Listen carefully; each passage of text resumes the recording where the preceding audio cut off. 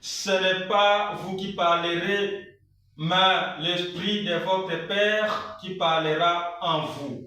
Matthieu chapitre 9, Matthieu chapitre 10, versets 16 à 23. Chers frères et sœurs, dans son discours missionnaire, Jésus prépare ses disciples aux difficultés qu'ils rencontreront dans l'annonce de l'Évangile, dans l'annonce de la bonne nouvelle. Il ne leur cache ni les rejets, ni les oppositions, ni les persécutions qui pourront surgir à cause de son nom. Être disciple du Christ n'est pas un chemin facile. Suivre Jésus-Christ, c'est parfois accepter d'être incompris, critiqué, insulté, combattu à cause de la vérité, de la bonne nouvelle, de l'Évangile.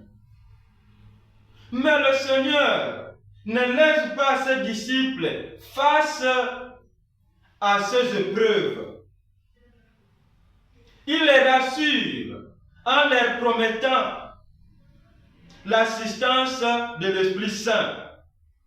Lorsque viendront les moments de peur, d'accusation, de persécution ou d'opposition, ce ne sera pas seulement leur force humaine qui parlera, mais l'Esprit du Père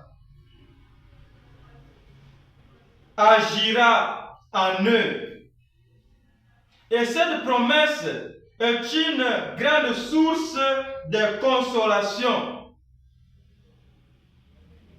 Les disciples du Christ doivent aujourd'hui comprendre que dans les combats de la foi, Dieu lui-même demeure à nos côtés.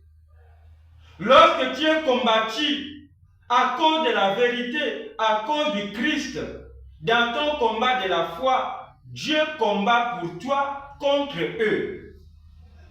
Cet évangile, chers frères et sœurs, nous rappelle que la mission chrétienne demande courage, persévérance et confiance.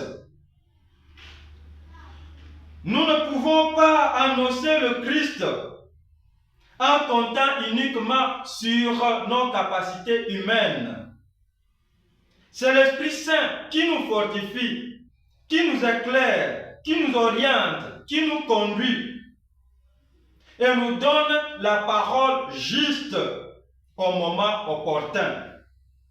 Notre rôle est de rester fidèle, de ne pas céder à la peur et de continuer à témoigner malgré les difficultés, malgré les souffrances, malgré les épreuves, malgré les accusations injustes, malgré tout ce que les gens peuvent dire faussement sur nous.